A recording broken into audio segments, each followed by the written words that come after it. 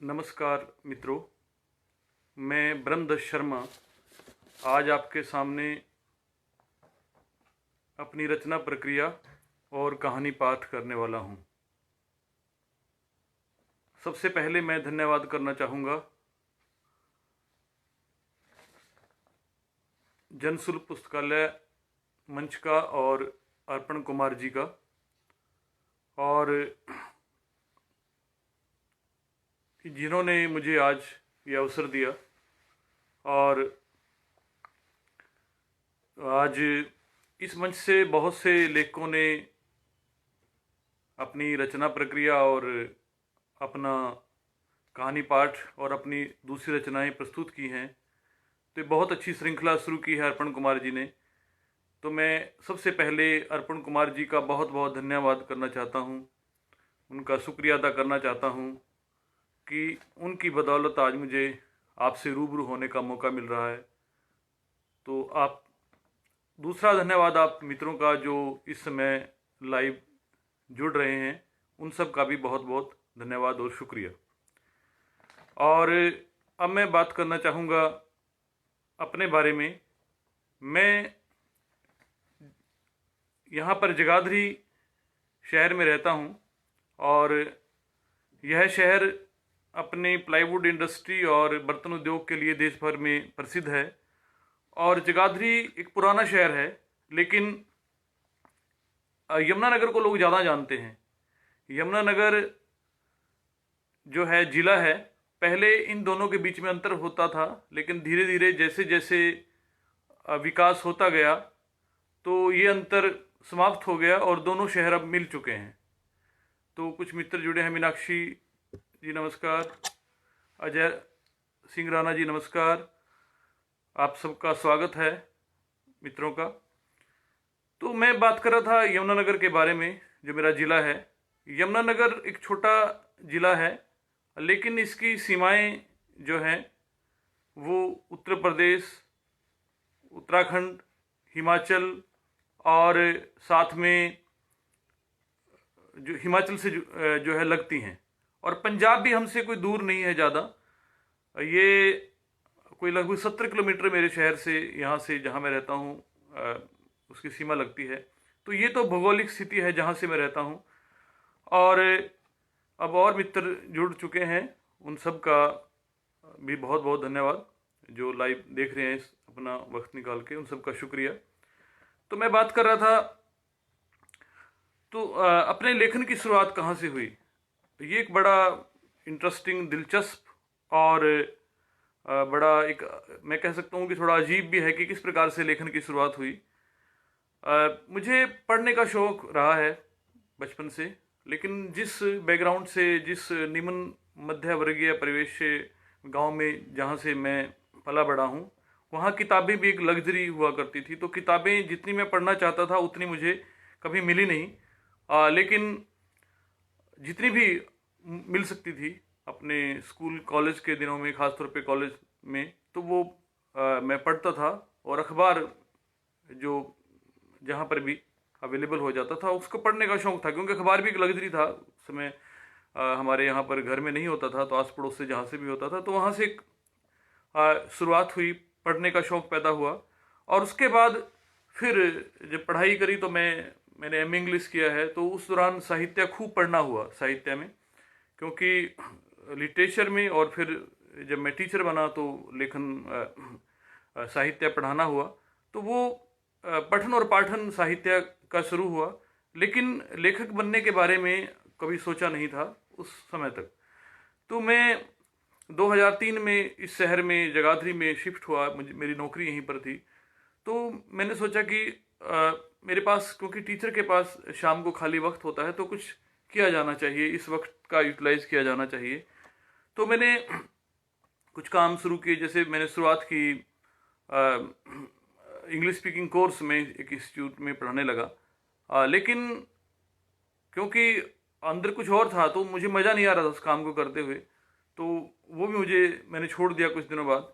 फिर मुझे जो है मैंने एक लेख लिखा अखबार के लिए, एडिटोरियल, और वो दैनिक ट्रिब्यून में 2005 में मेरा एडिटोरियल छपा दैनिक ट्रिब्यून में। और ये मेरे लिए एक बड़ी आश्चर्य था कि मेरा जो आधे पेज का एडिटोरियल अखबार में छप गया, और फिर मुझे लगा कि मैं लिख सकता हूँ तो मुझे यही काम करना चाहिए। लेकिन उसके बाद अगले जो 2-3 मेरे लेख थे मैंने फटाफट अखबारों में भेजे, और वो छापे ही नहीं उन्होंने। तो मुझे लगा ये तो भाई मुश्किल काम है। और उसके बाद फिर जो है मुझे लगा कि मुझे कहानियाँ लिखनी चाहिए, उपन्यास या कुछ भी, तो कुछ और लिखना चाहिए एडिटोरियल की बजाय, मुझे कुछ और कोशिश करनी चाहिए। लेकिन अब मैं कभी कहानियाँ लिखना शुरू करता, कभी उपन्यास और कभी नाटक, लेकिन कहीं भी बात नहीं बनती, और फिर मुझे उसको थोड़े दिन बाद मैं फाड़ के फेंक देता कि भाई नहीं, ये जो स्तरीय नहीं है और ये मेरे बस का नहीं है। तो इस प्रकार ये सिलसिला ये काफ़ी लंबे समय तक चलता रहा, कई साल इसमें गुजर गए, और मैं जो है, लेकिन जब तक आप अपने मनचाही काम नहीं कर पा रहे तो आपके अंदर जो है वो जो है आपको संतुष्टि नहीं मिलती।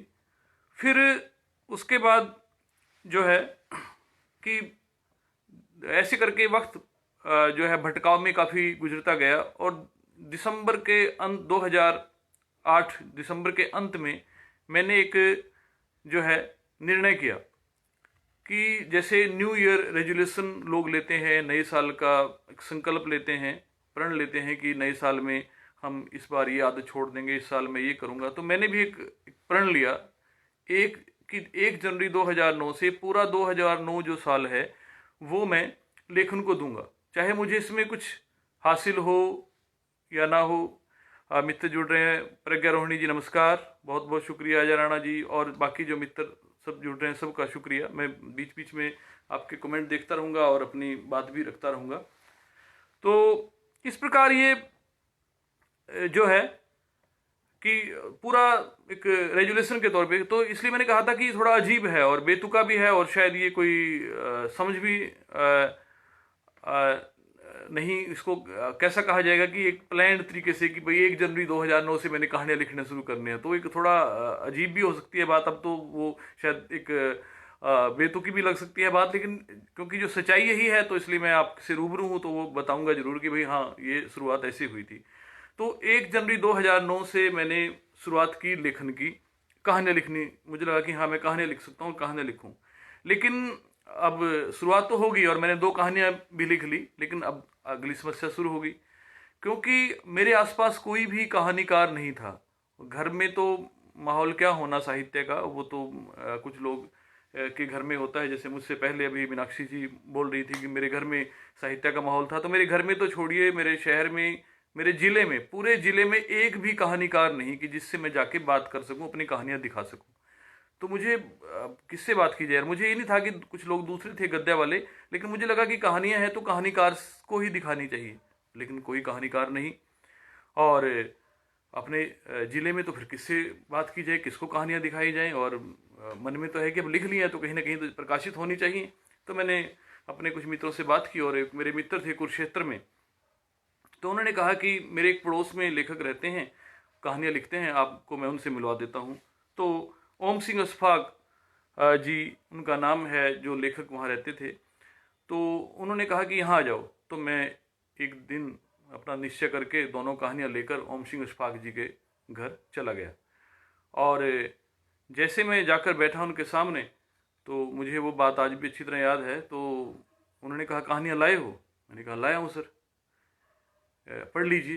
कहता नहीं, पढ़ो, मैं नहीं पढ़ूंगा, आप पढ़ो, कहानी पाठ करो आप। कहानी पाठ? अब मैंने आज तक कविता पाठ तो सुना था, लेकिन कहानी पाठ मैंने कभी सुना ही नहीं था।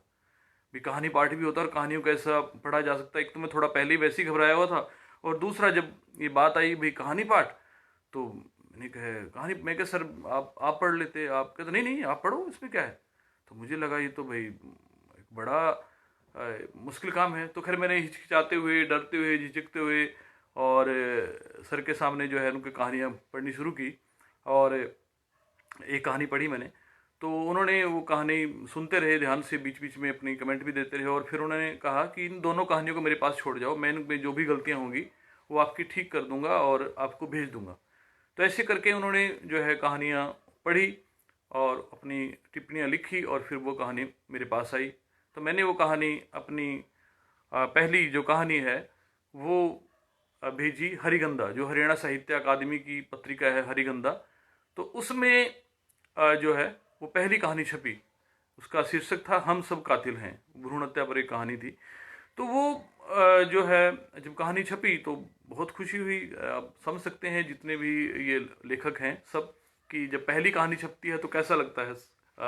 वो खुशी शायद दोबारा तो कभी फिर मिलती नहीं। जब पहली कहानी छपने के बाद जो खुशी होती है फिर वो दोबारा ज़िंदगी में शायद कहीं भी छप जाए कहानी, वो नहीं होती फिर। तो ऐसा मेरे लेखन की शुरुआत हुई। और फिर मैं दूसरी कहानी, तीसरी, और मैं जितनी भी कहानियाँ लिखता था तो हर कहानी को ओम सिंह इस्फाक सर के पास भेजता था, और वो वहाँ से उनमें बदलाव करके उनमें जो है जो भी सुझाव होते थे वो देकर मेरे पास पोस्ट से खुद भेजते थे। तो उनका बहुत एक योगदान है मेरे लेखन में, और ऐसे लोग आज के ज़माने में विरला ही हैं। लेकिन उन्होंने सारी कहानियाँ जो है मेरी खुद उन्होंने की, और ऐसे करके मेरी 10 कहानियाँ जब हो गई और मैं थोड़ा जल्दी फटाफट लिख रहा था और मुझे जगह जगह छप रही थी छोटी पत्रिकाओं में, तो वो इस करके मेरा पहला, इस तरह मेरा जो है पहला कहानी संग्रह 2010 में आ गया। कहानी संग्रह तो आ गया, लेकिन एक बात जो मुझे खटक रही थी और जिसके बारे में मुझे उस समय इतना ज़्यादा नहीं पता था, तो मुझे लोगों ने कहा कि कहानियाँ जब तक आप किसी बड़ी पत्रिका में नहीं छपते और तब तक आपको लेखक नहीं माना जाएगा। और सबसे बड़ी पत्रिका थी हंस। तो उन दिनों मैंने हंस मंगवाना शुरू कर लिया। अब मुझे ज़्यादा जानकारी तो थी नहीं, तो मैंने जो भी कहानी मैं लिखता, हर तीसरी कहानी, जिस कहानी को मैं बहुत महान कहानी अपनी तरफ से मानता था कि ये तो मैंने पता नहीं क्या लिख दिया, और मैं हंस में भेजता था। और हंस से मैं उन दिनों संजीव जी काम करते थे, संजीव जी की साथ में कहानी वापस आती और साथ में संजीव जी का एक नोट लिखा आता कि आपकी कहानी अच्छी है लेकिन हमें इससे भी बेहतर कहानी चाहिए। अब इससे बेहतर कहानी, अब मेरी नज़र में तो इससे बेहतर कहानी कोई हो नहीं सकती। अब आपको पता है शुरुआत में लोग जो है इस प्रकार की गलतियां करते हैं, और मैं तो इसको मूर्खता ही कहूँगा कि इस प्रकार की हमारी होती थी। तो मैंने हंस में और जो दो चार कहानियाँ जो बड़ी बड़ी पत्रिका हैं, सॉरी, उनमें मैंने अपनी कहानियाँ भेजी, और सबसे कहानियाँ जो है बैरंग वापस लौट आई। तो मुझे लगा कि भाई ये तो बात नहीं बन रही, अब क्या किया जाए। तो बात की, ओम सिंह इस्फाक सर तो मुझे शुरू से ही कहते थे कि भाई एक अनुपात रखो, 100 कहानियाँ पढ़ो तो एक लिखो, इस अनुपात से आपने चलना है। और मुझे भी समझ में आ गया कि नहीं, अब पढ़ना पड़ेगा, ज़्यादा से ज़्यादा जो जितना पढ़ा है वो काफ़ी नहीं है। तो फिर मैंने खूब पढ़ना शुरू किया, और जितने भी लेखक थे उनको पढ़ा और अपनी देखा कि हाँ, और फिर मुझे धीरे धीरे लगा कि नहीं भाई, कमी हंस में और दूसरे वालों में नहीं है, मुझ में ही है। और इस तरह से जो है मेरी कहानी जो है, एक पहली कहानी मिस्टर देवदास, वो हंस में छपी 2012 में थी शायद। और इस तरह से फिर कथा देश में, फिर वागर्थ में, और दूसरी पत्रिकाओं में, और उसमें अखबारों में, नई दुनिया में छपी, दैनिक ट्रिब्यून में छपी, और जगह कहानी छपी। फिर मुझे लगा कि हाँ, अब मुझे लग रहा है कि भाई ये कुछ बात बन रही है और अब मैं सही ट्रैक पे जा रहा हूँ। अब कहानियाँ जो हैं वो सही हैं। पहले जो था मैं ये मानता था कि मेरे आसपास वाले लोग खुश हैं तो वो कहानी अच्छी हैं। और इस बारे में एक बड़ा मज़ेदार किस्सा भी है। एक बार हंस ने एक कार्यशाला दिल्ली में की थी, प्रथम कहानी कार्यशाला की, जो नए लेखक हैं उनको सिखाया जाए कि कैसे कहानियाँ लिखे जाएं, क्योंकि हमारे पास बहुत सी जो है अनगढ़ कहानियाँ आ रही हैं और इन लोगों को सिखाया जाए, बताया जाए। तो राजेंद्र यादव जी वहाँ पर थे और विवेक मिश्र जी जो मेरे मित्र हैं, उन्होंने वो संचालन कर रहे थे वहाँ पर। तो उनसे मैंने एक सवाल किया वहाँ पर। मैंने कहा सर, राजेंद्र यादव जी से उनसे पहले ही और आखिरी बार एक ही बार मेरा मिलना हुआ। तो मैंने कहा सर, एक बात है कि जो मैं कहानियाँ लिखता हूँ यहाँ पर, मेरे आसपास के लोग तो सब वाह वाह करते हैं कि वाह क्या कहानी लिखी है, और जब मैं आपके पास भेजता हूँ तो आप उसको कहते हैं बेहतर कहानी चाहिए। और दूसरा, जो आपकी पत्रिका में कहानियाँ छपती हैं, मैंने ये भी कहा उनको, वो शायद मेरी उदंडता रही होगी कि आपकी कहानी में जो आपकी जो पत्रिका में कहानियाँ छपती हैं शायद मेरे लोगों को पसंद ना आए, उनको मेरी कहानियाँ पसंद आ रही हैं। तो इसलिए जो है वो आप बताएं। तो उन्होंने मुझे एक बात कही थी, उन्होंने शायद मजाक में कहा, गंभीरता से कहा, मुझे नहीं पता। उन्होंने कहा कि अगर आपकी कहानियाँ वहाँ के लोग पसंद कर रहे हैं फिर हमसे सर्टिफिकेट क्यों लेते हो? ठीक है, लिख रहे हो तो ठीक है, लेकिन वो भाई उन्होंने कहा जरूर, लेकिन अब हर लेखक, आप समझ सकते हैं, लेखक मित्र जुड़े हुए हैं सब, कि वो चाहते हैं कि बड़ी पत्रिकाओं में छपे, लोगों तक ज़्यादा से ज़्यादा लोगों तक पहुँचे। तो वो इस प्रकार से कहानियाँ जो है हुई और तमाम जगह छपी। और इस प्रकार मेरा दूसरा कहानी संग्रह आया 2014 में। पहला तो एक साल बाद ही आ गया, क्योंकि मैं बहुत जल्दबाजी में था और बहुत उत्सुकता थी, चाव भी होता लेखक को पहली किताब आ जाए फटाफट। लेकिन दूसरी में मुझे लगा कि ये ठहराव रुकना चाहिए थोड़ा। तो 2014 में जो है मेरा दूसरा कहानी संग्रह आया, मिस्टर देवदास। लेकिन जो मेरे कथा लेखन में जो एक मोड़ बिंदु जिसे मैं कहता हूँ, या टर्निंग पॉइंट जो मेरे लेखन में आया है, वो था मेरा उपन्यास ठहरे हुए पलों में, जो 2016 में प्रकाशित हुआ। ये उपन्यास जो था उत्तराखंड त्रासदी में पे आधारित था। और ये भी एक रोचक घटना है। अभी उत्तराखंड में कुछ दिन पहले आप लोगों ने देखा होगा, एक हादसा हुआ, काफ़ी लोग मारे गए और वहाँ पर ग्लेशियर के टूटने की वजह से काफ़ी नुकसान हुआ। लेकिन उससे पहले एक बहुत बड़ी त्रासदी 2013 में भी आई थी, और उस त्रासदी में मैं फंसा हुआ था। मैं खुद, मेरा परिवार, मेरे दोस्तों के परिवार, तो वहाँ पर हम फंसे हुए थे। मैं फंसा हुआ था बद्रीनाथ में। वहाँ उस तरह से तो जान माल का नुकसान नहीं हुआ जैसे केदारनाथ में हुआ, लेकिन उससे भी कुछ वहाँ पर भी बहुत दिक्कतें हुई। वो दिक्कतें क्या थी, वैसे तो मैंने सारा उपन्यास में लिखा है, लेकिन मैं थोड़ा सा ब्रीफ में बता रहा हूँ कि जैसे हम वहाँ पर इतनी बरसात हो गई कि जिस रास्तों से हम आए थे वो सारे रास्ते टूट गए। 1-1 किलोमीटर तक सड़क का कोई नामो निशान नहीं, तो वापसी का कोई इंतजाम नहीं। दूसरा, कोई बिजली नहीं। तीसरा, कोई नेटवर्क नहीं। तो घर वालों ने सोचा कि भाई ये लोग तो वहाँ उस जो है त्रासदी में इन लोग भी इसमें मारे गए, या कुछ भी कह लीजिए। तो घर वालों ने ये सोच लिया, और क्योंकि अब हमारे पास, हम उधर तड़फ रहे कि कोई हम कोई जरिया हो ताकि हम घर संदेश पहुंचा सकें। तो ऐसा 1 हफ्ते बाद खैर नेटवर्क शुरू हुआ। और तो उसके बाद एक घर वापसी की समस्या होगी। वापसी कैसे हो? अब ये सारे हेलीकॉप्टर जो हैं वो लगे हुए हैं वहाँ पर केदारनाथ में। तो वहाँ पर सिर्फ 4 हेलीकॉप्टर लगे हुए थे और 15,000 लोग, और सभी लोग 4 डिग्री से भी कम टेम्परेचर में सड़क पर बैठे हुए हैं 1 हफ्ते तक, कि घर वापसी हमारी किसी तरह हो जाए। लेकिन सिर्फ 150 लोग निकलते दिन में, और बाकी सब मायूस होकर लौट जाते।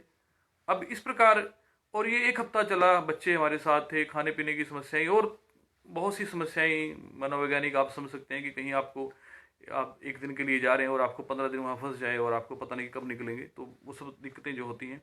और फिर जब वापसी नहीं हो पाई, तो फिर हमने अल्टीमेटली पैदल वहाँ से हम गुजरे और पैदल निकले। सेना ने और आईटीबीपी के जवानों ने रास्ता बना दिया, लेकिन वो भी बहुत मुश्किल रास्ता था, और जंगल से होते हुए हम जो है, तो ये चीज़ें सब की सब जो है, जब मैं वापस आ गया तो मैंने उस पर आके एक उपन्यास लिखना शुरू किया। मुझे ये भी नहीं पता था कि उपन्यास था, मैं अपना अनुभव लिख रहा था, और मुझे लगा कि कहानी नहीं, इस पर एक उपन्यास लिखा जा सकता था। और वो उपन्यास जो है उसको 3 साल लिखने में लग गए मुझे। और जब वो उपन्यास गया, क्योंकि वो एक प्रामाणिक और एक ठोस अनुभव था भुक्तभोगी लेखक का, क्योंकि मैं ही एक लेखक था जो उस त्रासदी में फंसा हुआ था, तो मैं ही शायद वो लिख सकता था। तो इस वजह से जब वो उपन्यास 2016 में आया, तो उसको खूब चर्चा हुई, काफ़ी लोगों ने उसको सराहा, और मैंने उस पर रिसर्च भी किया कि ये बाढ़ क्यों आती है, डैम जो बनाए हुए हैं इनका कितना योगदान है, विकास और प्रकृति के बीच में कैसे संतुलन किया जाए, वो सब चीज़ें। और फिर उसके बाद जो है वो मैंने रिसर्च जो मैं कर सकता था उस विषय पे, वो सब चीज़ें मैंने करके एक उपन्यास लिखा, तो वो लोगों ने सराहा। तो ये एक टर्निंग पॉइंट था। अब अगला जो सवाल है, मेरा पीठासीन अधिकारी, जो मेरा नया कहानी संग्रह ये अभी आया है, अभी मैं इसके बारे में बात करूंगा। लेकिन उससे पहले जो है, मैं जो सवाल मुझसे रचना प्रक्रिया और उसके बारे में पूछे गए हैं, तो उन पे मैं बात करता हूँ। तो वो जो सबसे पहला सवाल है कि कहानियाँ कैसे लिखते हो, ये सभी लेखकों से शायद पूछा जाता है और मुझसे भी पूछा जाता है, और ये मेरे ख्याल से उतना ही मुश्किल जवाब है इस सवाल का कि कैसे लिखा जाता है। और कई बार तो खुद हमें लगता है कि कैसे लिख दी हमने कहानी, लेकिन फिर भी क्योंकि पूछा गया है तो मैं इस पर बताऊंगा कि जैसे मैं लिखता हूँ तो कोई भी घटना, कोई भी पात्र या कोई भी विचार जब मुझे स्ट्राइक करता है, मुझे लगता है कि इस पे कहानी बुनी जा सकती है, इस विचार पे भी। और कई कहानियाँ मेरी विचार पे भी हैं, ये भी एक मुझे एक आइडिया कि हाँ इस पे कहानी लिखी, फिर मैं उसको चरित्र अपने आप बनाता हूँ। और कई बार कुछ चरित्र होते हैं, कई बार कुछ घटना होती है, तो वो सब जैसे ही सब लोग लेखक करते हैं, तो वो मन में एक अवचेतन में वो विचार जो है गूंजता रहता है, दिमाग में चलता रहता है। तो उसको फिर मैं क्या करता हूँ, उसको एक नोट उसमें अपने नोट कर लेता हूँ उस विचार को। कहानी नहीं, जो भी आया, जो जो बातें मुझे उस विचार से संबंधित, कहानी संबंधित आ रही हैं, वो सब मैं उनको नोट कर लेता हूँ। और नोट करने के बाद फिर मैं उसको रख देता हूँ, फिर मैं कुछ और पढ़ने लग जाता हूँ। फिर थोड़े दिनों बाद मुझे लगता है कि इसमें ये चीज़ भी ऐड की जानी, तो वो भी कर देता हूँ।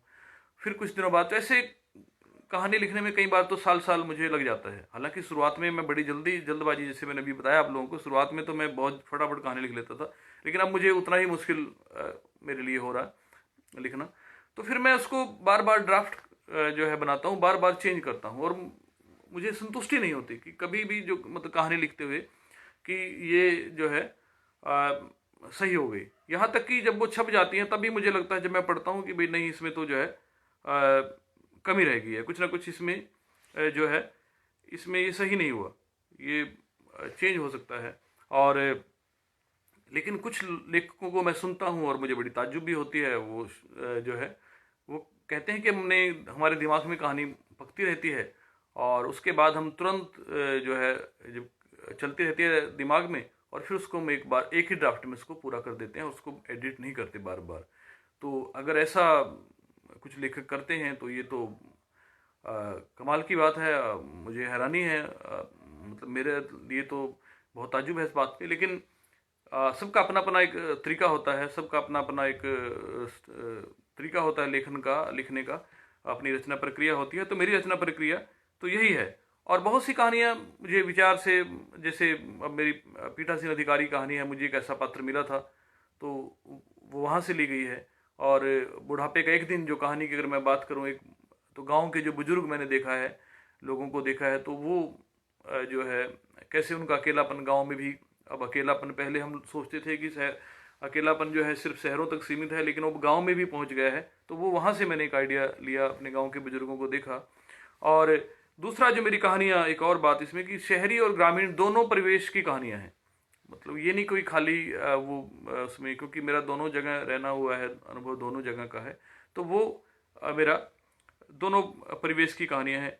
और दूसरा जो है, मेरे जो चरित्र हैं, जो करेक्टर हैं, वो भी आम लोग हैं, आम जीवन से जुड़े हुए, खासतौर पे मध्य वर्गीय, कोई जिस वर्ग से मैं आता हूँ और जो मेरे आसपास लोग हैं, तो उन लोगों की कहानियाँ मैं लिखता हूँ। उनका जो मनोविज्ञान है उसको भी कोशिश रहती है मेरी कि उन तक उनकी ही कहानियाँ लिखे जाएं, जो मेरा अनुभव है जिस परिवेश का, जिस जगह का, तो वो मेरी कहानियाँ हैं।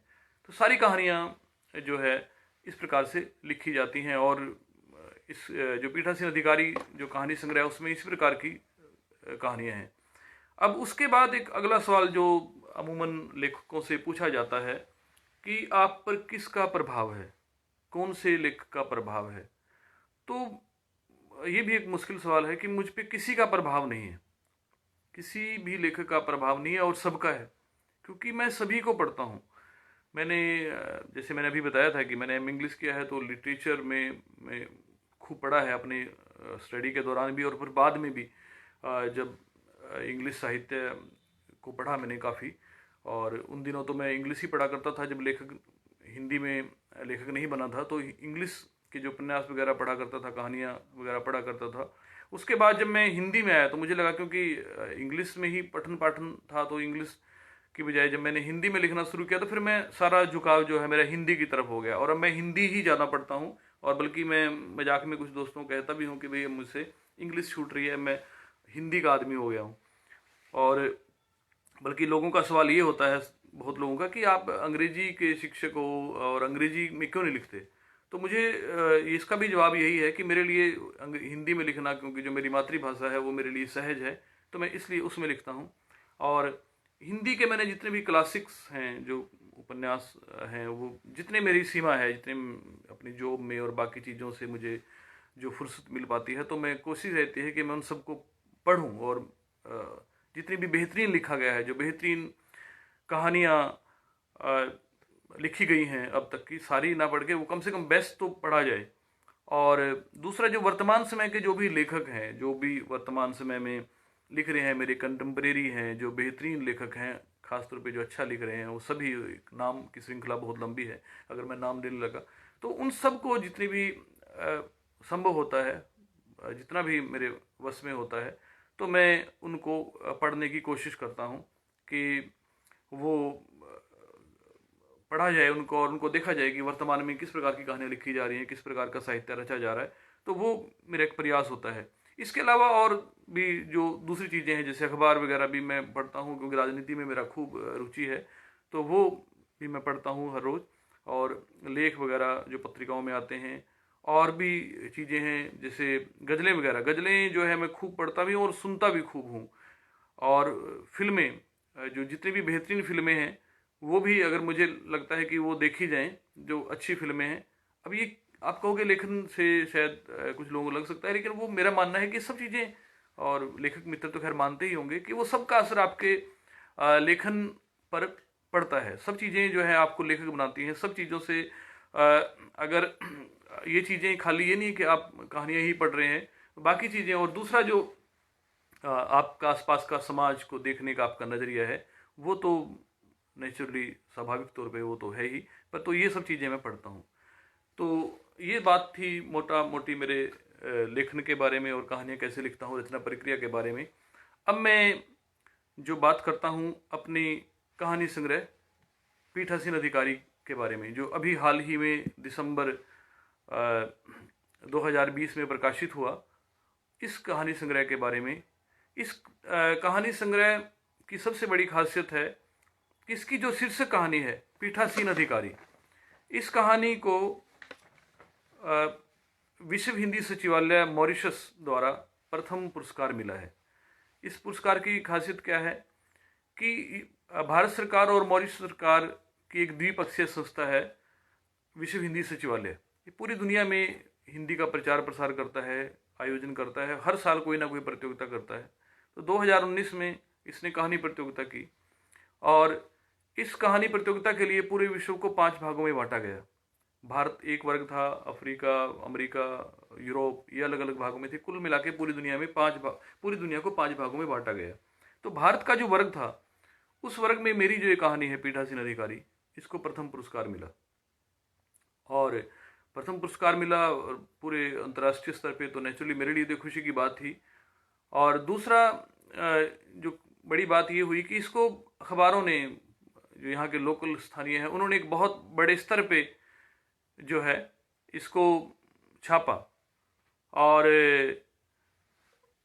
इस मेरी इस उपलब्धि को, नवरत्न जी कुछ कह रहे हैं?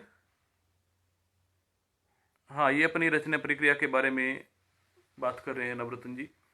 हाँ, सबकी ऐसे ही होता है, अपना एक तरीका होता है कि जो बारीक रेशों पर मन में ही खूब काम कर लिया जाता है। इसके उससे एक एक घटनाक्रम पर, एक एक चरित्र पर काम कर लिया जाता है। हाँ जी, नवरत्न जी बिल्कुल सही कह रहे हैं। इस प्रकार से जो है कहानियाँ लिखी जाती हैं। तो मैं बात कर रहा था, जैसे ये इस कहानी के रूप में मुझे 300 अमेरिकन डॉलर मिले, और जो भारतीय करेंसी में 22,000 लगभग बनते हैं। तो वो मेरे लिए, क्योंकि हिंदी कहानियों में आप जानते हैं, हिंदी लेखक की यहाँ पर जो बड़े पुरस्कार 2100, 3100, 5100 कहानी के लिए ज़्यादा से ज़्यादा मिल जाते हैं, लेकिन एक कहानी के लिए 22,000 मिलना तो ये बड़ी बात है। तो मेरे लिए बड़ी बात थी। और साथ में जिस तरह से मीडिया ने, यहाँ के स्थानीय अखबारों ने इस खबर को छापा, तो वो लोगों में एक जागरूकता पैदा होगी कि कैसी क्या कहानी है जिसको पूरे इंटरनेशनल लेवल पे जिसको अवार्ड मिला है। फिर जब ये कहानी संग्रह मेरा प्रकाशित हुआ अभी दिसंबर में, तो शिक्षा मंत्री जी ने इसका उद्घाटन किया, विमोचन किया, तो उसको भी काफ़ी कवरेज मिला। फिर हमने इस पर गोष्ठी रखी, बड़े बड़े जो यहाँ के यमुनानगर के जितने भी हमारे लेखक मित्र हैं सब आए, उन्होंने इसको पढ़ा, सराहा, और ये अखबारों में चर्चा हुई इसकी। तो लोगों में एक, मेरे शहर के लोगों में एक इस कहानी संग्रह को लेकर एक जिज्ञासा पैदा हुई। और सभी कहते हैं कि हाँ अभी हमने वो कहानी पढ़नी है जिसको पुरस्कार मिला है और दूसरी कहानियाँ हैं। तो वो इस प्रकार से ये जिज्ञासा हुई लोगों के मन में, एक क्यूरियोसिटी इस कहानी संग्रह को लेकर। और अगर मैं बात करूं अब इस कहानी की कि इस कहानी में ऐसा क्या है पीठासीन अधिकारी में, तो ये कहानी एक चुनाव व्यवस्था को लेकर लिखी गई है। ये मेरा इस कहानी का जो मुख्य पात्र है राधेश्याम, इस पात्र से जो है मेरा लगभग 20 साल पहले, संभवतः मेरी पहली चुनावी ड्यूटी होगी, उसमें मिलना हुआ था। और उसके लेकिन बहुत अरसे बाद मैंने कहानी लिखी, लेकिन उस पात्र के बारे में तो कहानी है ही, साथ में चुनाव का जो हमारे देश में ढंग है, जो हमारी प्रक्रिया है, किस प्रकार पंचायत के इलेक्शन होते हैं, किस प्रकार से पोलिंग पार्टी को गांव वाले लोग अपने पक्ष में करने की कोशिश करते हैं, कैसे उनकी सेवा करते हैं, और जो दूसरा जो चुनावी प्रक्रिया है वो कितनी मुश्किल है, और कागजी खाना पूर्ति जो एक लंबे अरसे से चली आ रही है, बहुत लंबे समय से, और उसमें कोई बदलाव नहीं हो रहा, वो अभी भी जो ढर्रा है हमारे व्यवस्था का, शासन का, प्रशासन का, वो वैसे ही चला रहा है। तो वैसी कागजी खाना पूर्ति, और दूसरी जो सबसे मुश्किल चीज़ जो वहाँ पर होती है, जिन लोगों ने चुनावी ड्यूटी दी है, तो सबसे मुश्किल जो चीज़ होती है वो होती है सामान को जमा करवाना, कि वहाँ पर लंबी लाइनें, धक्का मुक्की, वो सब होता है। और उससे बचने के लिए लोग जो है कैसे तिकड़मबाजी करके अपनी चुनावी ड्यूटी करवा लेते हैं, और जो लोग बेचारे सिफारसी नहीं होते हैं वो फंस जाते हैं। तो इस प्रकार ये सब हमारे देश में चलता है। तो वो कहानी पीठासीन अधिकारी कहानी है।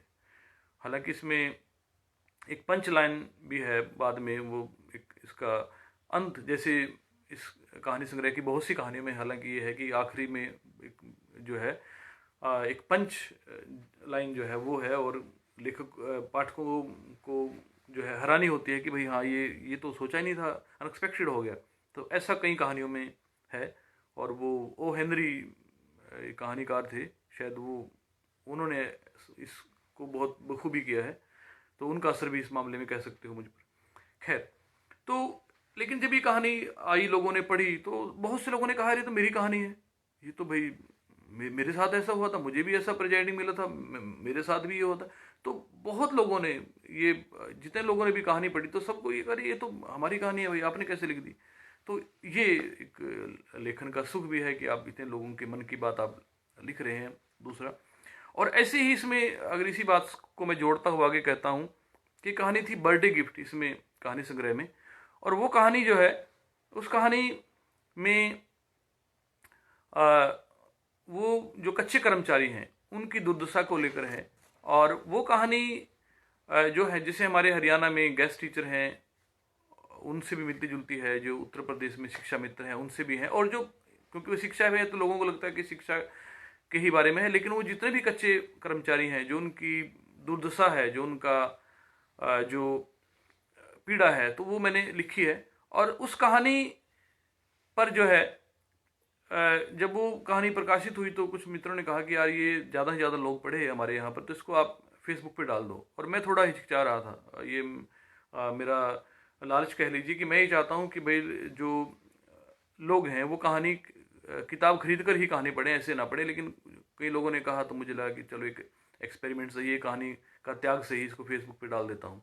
लेकिन उसका जो जब वो कहानी लोगों तक पहुँची और उसकी जो प्रतिक्रिया आई, वो ज़बरदस्त प्रतिक्रियाएं मुझे मिली। शायद किसी कहानी के लिए इतनी मिली भी नहीं, क्योंकि मैंने, शायद उसका कारण ये भी है कि मैंने एक ही कहानी अपनी फेसबुक पर डाली है। तो वो कहानी जब लोगों तक गई, शिक्षा, तो सबसे पहले तो हरियाणा के लोगों के जो लोग हैं, जो हमारे यहाँ गेस्ट टीचर हैं, तो उनके कई लोगों के फ़ोन आए मेरे पास कि कहानी की तारीफ करने के बाद उनका पहला सवाल ये होता था कि आप गेस्ट टीचर हो। मैंने कहा नहीं, मैं गेस्ट टीचर तो नहीं हूँ भाई, मेरी तो ठीक ठाक जॉब है, मैं हरियाणा गवर्नमेंट में अध्यापक जरूर हूँ, लेकिन शिक्षक हूँ, लेकिन अतिथि अध्यापक नहीं। तो उसके बाद क्या हुआ, किसी ने वो कहानी जो है फेसबुक से उठाकर अपने व्हाट्सएप ग्रुप में, जो यूपी उत्तर प्रदेश के जो शिक्षा मित्र हैं उन लोगों पे वायरल हो गई, वहाँ पर अपने ग्रुपों में डाल दी। और वहाँ से जो मुझे फ़ोन आए लोगों के, इतने लोगों के, कि भाई उनका भी सवाल यही होता सबसे पहले कि आप शिक्षा मित्र हो। तो मैं कहता कि नहीं भाई, मैं तो जो है सिर्फ शिक्षक हूँ। तो वो एक कहानी इस प्रकार से कैसे, मैं बताना जो चाहता हूँ बात, कि कैसे लोगों को लगता है कि मेरी कहानी है, कि आप लिखी आपने है, मेरी कहानी है। और ऐसे बहुत से लोगों के कई और भी कहानियां हैं इसका कहानी संग्रह में, और मैं उस पर डिटेल में नहीं जाना चाहता, लेकिन बहुत से लोगों ने मुझे कहा कि आपने मेरी कहानी है और आपने कैसे लिख दी। और वही सबसे मेरे ख्याल से मुझे लगता है कि लेखक की सबसे बड़ी उपलब्धि वही है कि आम लोगों को, जिनके लिए हम कहानियाँ लिख रहे हैं, उनको अगर ये लगता है कि भाई ये मेरी मेरी कहानी है, तो वो बहुत बड़ी बात है। हो सकता है आलोचक, मुझे नहीं पता इस कहानी संग्रह के और मेरी कहानियों के बारे में क्या कहते हैं, लेकिन मुझे लगता है कि अगर पाठक आपको पसंद कर रहे हैं तो वो सबसे बड़ा इनाम वही है, सबसे बड़ा पुरस्कार यही है। मुझे ठीक है इस कहानी संग्रह में, और एक और जो बात मैं बताना चाहता हूँ, इसमें 10 में से 5 कहानियाँ पुरस्कृत हैं, और अलग अलग जगह से इन कहानियों को पुरस्कार मिला है।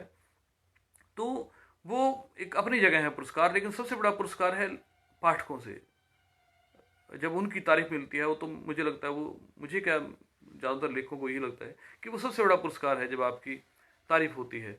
और इस कहानी संग्रह की एक और ख़ास बात मैं जो बताना चाहता हूँ वो ये है कि इसमें जो 10 की 10 कहानियाँ हैं, वो सभी की सभी कहानियाँ जो है लोगों को पसंद आ रही है। कोई ऐसी कहानी नहीं है कि जो लोग, जब मैं पूछता भी हूँ जानबूझ करके कि भाई आपको कौन सी कहानी सबसे पसंद लगी, तो कोई कहता 2 नंबर वाली, कोई कहता 5 नंबर वाली, कोई 7 नंबर, मतलब एक भी कहानी ऐसी नहीं हुई। और ये मुझे इस बात की बहुत खुशी है कि सभी कहानियाँ आपकी इतनी पसंद की जा रही हैं। और हालांकि ये बातें खुद, क्योंकि हम अपना वक्तव्य खुद देना होता है इस मंच से, तो इसलिए बताना पड़ रहा है। तो और एक कहानी और इसमें जो चतुर्भुज का मैं जिक्र करना चाहूँगा, वो हमरंग पेज पर मैंने पढ़ी थी। तो उस कहानी को भी खूब लोगों ने पसंद किया। उसमें कोई लगभग 2,500 लोगों ने इसको देखा, और काफ़ी लोगों, मित्रों की प्रतिक्रिया। तो ऐसे ऐसे करके 10 कहानियाँ जो है वो लोगों को पसंद आई। और ये बात थी मेरी जो है लेखक की या रचना प्रक्रिया की, और दूसरी के बारे में जो अपना मेरी लेखन है। लेकिन इसमें कुछ लोग लगातार, मित्रों के, मैं देख रहा हूँ अजय राणा जी, राधेश्याम जी और बाकी मित्र जो हैं वो लगातार अपनी प्रतिक्रियाएं दे रही हैं, लेकिन मैं उनको बाद में देखूंगा सबको। तो अब मैं बात करता हूँ जो कहानी पाठ कि कहानी पाठ जो है वो मुझे जो आज करना है वो इस संग्रह की कहानी है गिरफ्तारी। वैसे तो इस कहानी संग्रह में जो है सभी कहानियाँ पसंद, जैसे मैं भी बता रहा था, लेकिन इस कहानी को बड़ा पसंद किया गया। और दूसरी बात जो है, ये कहानी दूसरी कहानियों की तुलना में जो है वो ये काफ़ी छोटी है, मतलब लगभग आधी है दूसरी कहानियों की तुलना में। तो उस पर ये कहानी पाठ मैं अभी करूँगा आप लोगों के सामने। थोड़ा सा उस कहानी के बारे में बता दूँ। ये कहानी एक किसान बनवारी को लेकर है। आजकल किसान आंदोलन भी चल रहा है, तो किसानों के जीवन से संबंधित ये कहानी है। और इसमें जो पराली जलाने का मुद्दा जो है, कि जैसे हम एक शोर मचता है मीडिया में कि भाई दिल्ली में प्रदूषण हो गया, पराली जलाई जा रही है, और ये हो गया वो हो गया, तो उस पर बात को लेकर है। तो एक भोला भाला एक किसान है जो, जिसको नहीं पता है कि भाई उसके पराली जलाने से क्या हो रहा है। वो इतना इनोसेंट है, भोला है, कि उसको मालूम ही नहीं कि उसने क्या गलती कर दी है। तो उसके साथ क्या होता है, इस बात को लेकर ये कहानी है। तो मैं अभी ये कहानी पाठ आप लोगों के सामने करूँगा, और आप लोग जुड़े रहिए। तो ये कहानी आपको उम्मीद है पसंद आएगी। तो कहानी का शीर्षक जैसे मैंने अभी बताया, गिरफ्तारी। तो मैं शुरू कर रहा हूँ इसको पढ़ना। दिल्ली में फिर से वायु प्रदूषण बढ़ रहा था। यह पिछले साल भी बढ़ गया था, और पिछले से पिछले साल भी। कुछ वर्ष पहले अक्टूबर के अंत और नवंबर के शुरुआती दिनों में यह अचानक बढ़ा था, और फिर इसे जैसे हर साल बढ़ने की लत लग गई। तब मीडिया द्वारा प्रदूषण के मुद्दे को जोर शोर से उठाया जाने लगता, अखबारों में सुर्खियां बनने लगती, और टीवी पर भी सरकार और विपक्ष के बीच आरोप प्रत्यारोप का सिलसिला शुरू हो जाता। सरकार आनन फानन में कुछ उपाय करती। थोड़े दिनों बाद धीरे धीरे स्वतः ही स्थिति सामान्य हो जाती। फिर साल भर के लिए सरकार और विपक्ष दोनों भूल जाते। आखिर प्रदूषण के अलावा भी उनके पास बहुत से काम थे।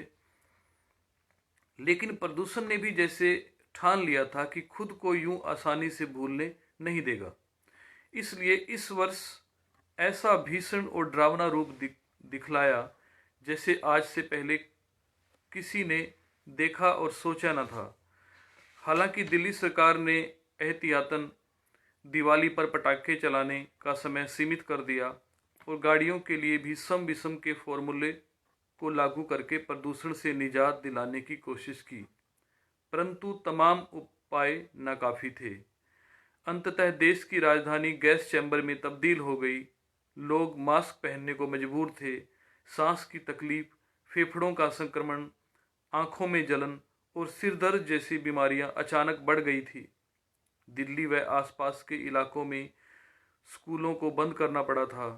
हवा गुणवत्ता सूचकांक AQI खतरनाक स्तर पर पहुंचकर नित नए रिकॉर्ड बना रहा था।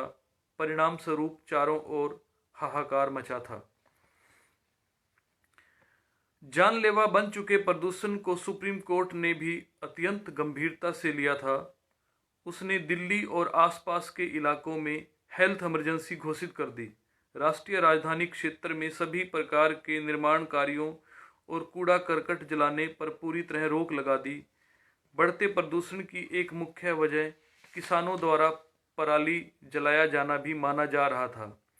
इसलिए सुप्रीम कोर्ट ने इस पर न सिर्फ कड़ा ऐतराज जताया, बल्कि आसपास के राज्यों के मुख्य सचिवों को किसानों को पराली जलाने से रोकने के लिए भी कड़े आदेश जारी कर दिए। सुप्रीम कोर्ट की सख्ती और मीडिया द्वारा लगातार इस मुद्दे को उठाए जाने की वजह से बाकी राज्यों की भांति हरियाणा सरकार ने भी इसे गंभीरता से लिया था। किसानों को जागरूक करने के लिए अखबार, रेडियो, टीवी आदि में विज्ञापनों पर करोड़ों रुपए खर्च कर दिए। सरपंचों और पंचों की मदद से गांव-गांव मुनादी भी करवाई गई, लेकिन कोई असर होता दिखाई ही नहीं दे रहा था। अंततः किसानों पर जुर्माना किया गया, FIR की धमकी दी गई, परंतु वे किसी भी सूरत मानने को तैयार न थे। लगातार जल रही पराली से मीडिया में सरकार की फजीहत हो रही थी। कोई चारा न चलते देख सरकार ने और ज़्यादा सख्ती बरतनी शुरू कर दी। किसानों को रोकने के लिए प्रत्येक जिले में अफसरों की टीमों का गठन करके उन्हें फील्ड में उतार दिया गया। सिरसा जिले में ऐसी ही एक टीम का नेतृत्व तहसीलदार नरेंद्र सिंह कर रहे थे।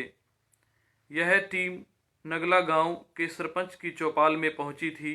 नरेंद्र सिंह जी को वहीं उतारकर टीम के बाकी सदस्य गाड़ी लेकर खेतों की तरफ रवाना हुए।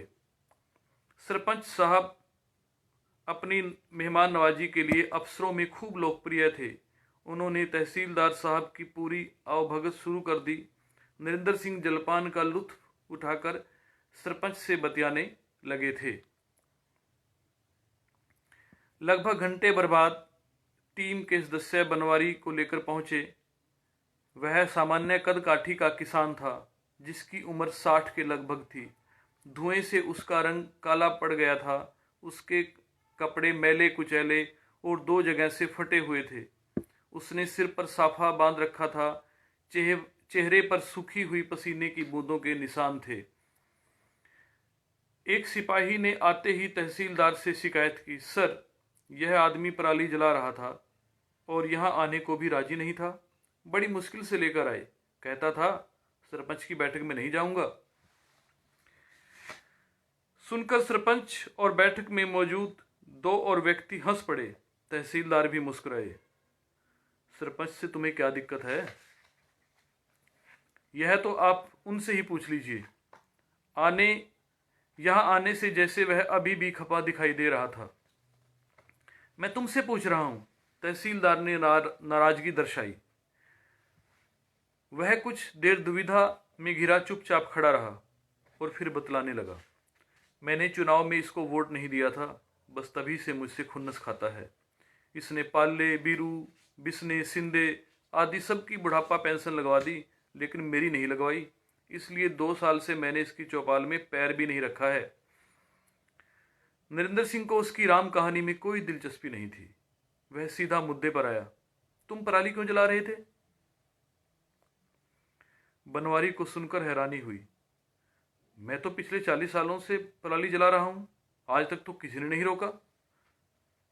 पीछे क्या हुआ उसे भूल जाओ, लेकिन अब सरकार ने रोक लगा दी है। उसे यह पसंद नहीं आया। तो क्या अब हम अपनी मर्जी से खेती भी नहीं कर सकते? यह भी सरकार हमें बताएगी? कुछ देर नाराजगी में मन ही मन बड़बड़ाता रहा और फिर अचानक बोला, चलो ठीक है, फिर आप ही बताएं, पराली नहीं जलाएं तो उसका क्या करें? तहसीलदार को तुरंत कोई जवाब नहीं सूझा। उन्हें फंसता देख टीम में शामिल पटवारी आगे आया। अरे, तुम्हें मालूम ही नहीं पराली जलाने का कितना नुकसान है। जमीन में केंचुए आदि कुछ ऐसे जीव जंतु होते हैं जो मिट्टी की उर्वरक क्षमता और गुणवत्ता लगातार बढ़ाते रहते हैं। पराली जलाने से वे सभी नष्ट हो जाएंगे, इसलिए इसे जलाना तो चाहिए ही नहीं, बल्कि इसकी बजाय तुम एक वेस्ट कंपोजर की डिब्बी लो और उसे पानी में घोलकर खेत में सिंचाई कर दो। 40 दिन के बाद यह उसे खाद में बदल देगी, जिसका अगली फसल में भी खूब फायदा होगा। 40 दिन? बनवारी ने ऐसे आश्चर्य जताया जैसे 40 साल कह दिया हो। साहब, मुझे तो उसमें कल ही आलू लगाने हैं। तहसीलदार बोले, पटवारी जी, इन्हें कोई जल्दी वाला उपाय बताएं। हाँ, वह भी है सर। इस इलाके में पैडी स्ट्रॉ चॉपर मशीन चल रही है। वह पराली के छोटे छोटे टुकड़े करके खेत में बिखरा देती है। एक पानी में ही वे गल जाते हैं। बनवारी सहज होकर बोला, वह मशीन तो मैंने भी देखी है, लेकिन वे तो पैसे मांगते हैं। फसल तो तुमने ही बेची है, इसलिए पैसे भी तुम्हें ही देने पड़ेंगे। पटवारी मुस्कुराया। साहब, पैसे कहाँ हैं हमारे पास?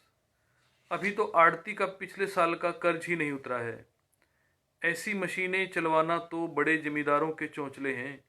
फिर जो काम माचिस की एक तीली से हो जाए, उसके लिए हम पैसे क्यों खर्च करें? उसने स्पष्ट कहा। बनवारी को लेकर आई टीम के लिए भी अब दूध, मिठाई और समोसे आदि आ गए थे और वे मजे से खाने पीने लगे थे। पटवारी के बाद तहसीलदार ने फिर से मोर्चा संभाल लिया था। अरे, जलाना ही तो नहीं है, तभी तो हम यहाँ आए हैं। पराली जलाने से धुआं उठता है जो बड़ा खतरनाक होता है। बनवारी को जैसे समझ ही नहीं आया। साहब, धुआं खतरनाक होता है? सरकार को जरूर कोई गलतफहमी हुई है। धुएं से तो कुछ भी नहीं बिगड़ता। वह जैसे सोच में पड़ गया और फिर अचानक याद आने पर कहने लगा, मेरी माँ ने पूरी जिंदगी उपलों और लकड़ी की मदद से चूल्हे पर खाना बनाया है। उनको तो धुएं से कभी कुछ भी नहीं हुआ। 85 की उम्र में भी वे पूरी तरह स्वस्थ हैं और उन्हें ठीक ठाक दिखता है। भगवान उन्हें लंबी उम्र दे।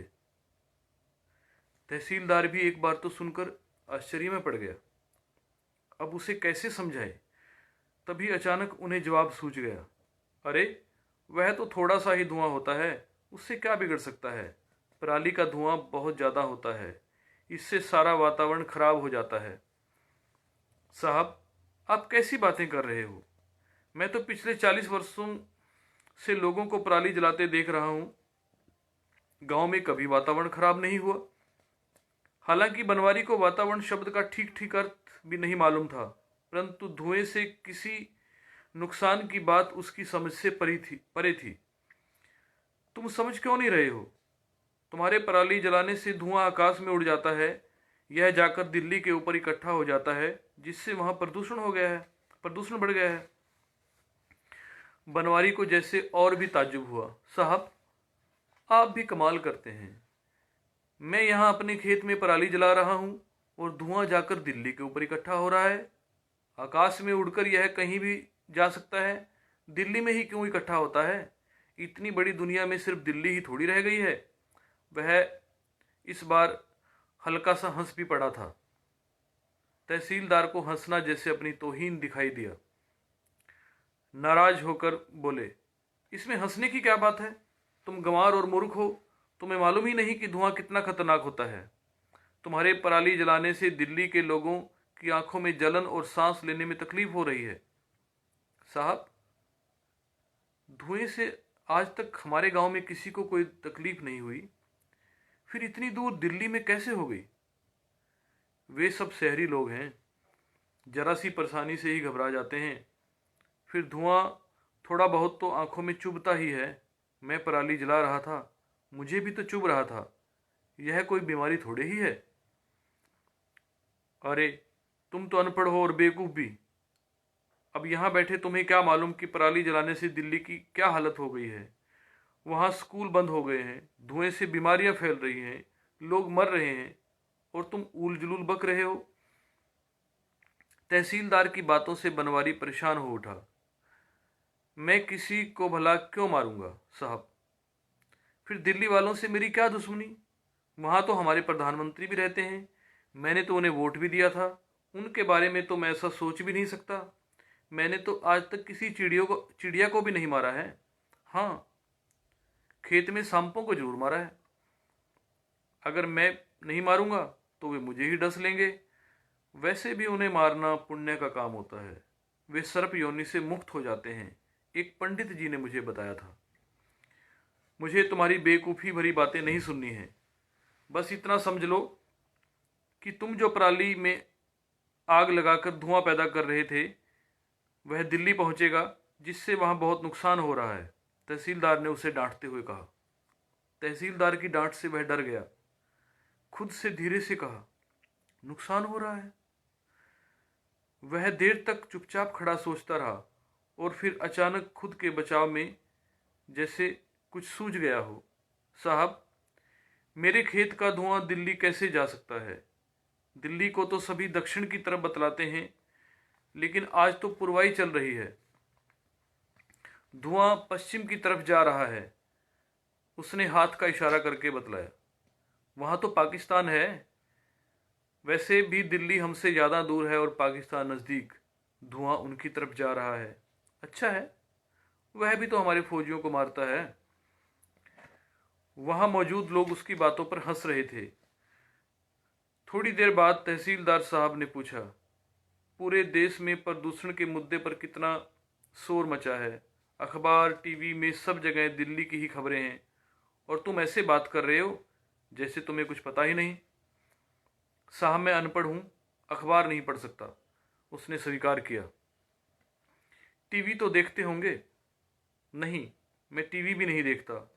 बहुत साल पहले अपने पड़ोस में रामायण महाभारत देखा करता था।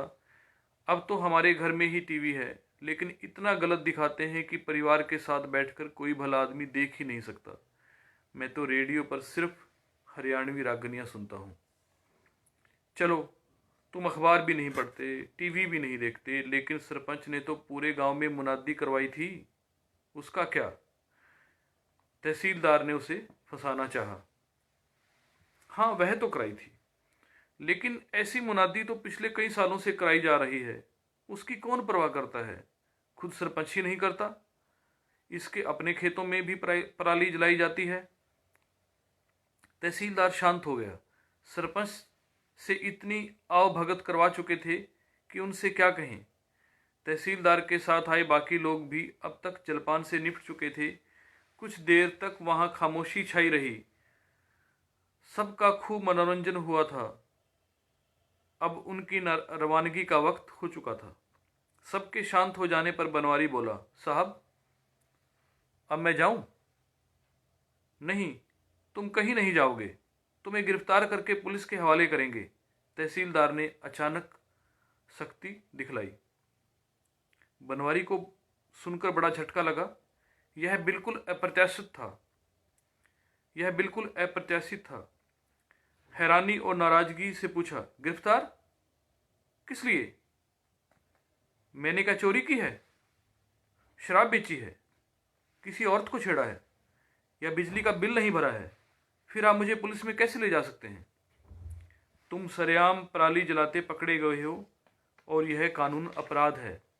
तहसीलदार ने संक्षिप्त उत्तर दिया और टीम को चलने का इशारा किया।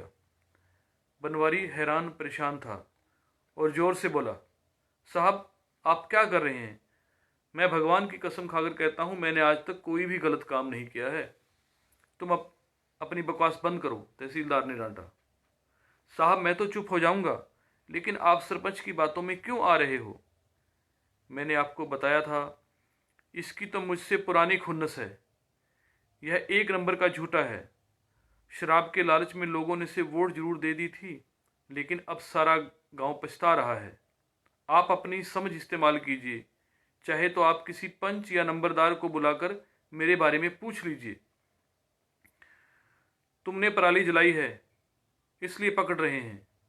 चुपचाप गाड़ी में बैठ जाओ, तहसीलदार चिल्लाया। साहब, मेरे पास कहीं भी जाने का टाइम नहीं है। मैंने कल खेत में आलू लगाने हैं। बड़ी मुश्किल से बीज, खाद और 2 मजदूर मिले हैं। तहसीलदार के स्टाफ ने उसे पकड़कर गाड़ी में बिठा लिया, लेकिन उसकी जुबान को नहीं रोका जा सकता था। साहब, सारा गांव पराली जला रहा है और आप मुझे पकड़कर ले जा रहे हैं। मेरे खेत का धुआं भी दिल्ली की तरफ नहीं जा रहा है। अजीब इंसाफ है। वाह भाई वाह, सरपंच ने कान भर दिए और आप मुझे पकड़ने आ गए। आप तो अंग्रेजी राज से भी बड़ा जुर्म कर रहे हैं। अरे, कम से कम भगवान से तो डरिए। गाड़ी स्टार्ट होकर आगे बढ़ने लगी और उसकी घुर घुर की आवाज़ में बनवारी की आवाज़ दब गई थी। कहानी समाप्त। तो मित्रों, ये तो थी कहानी गिरफ्तारी। कैसी लगी, आप अपनी प्रतिक्रियाएं जरूर दीजिए। और हमें बहुत से मित्रों ने अपनी प्रतिक्रियाएं दी हैं, कुछ कमेंट दिए हैं, मैं इस पर देखता हूँ।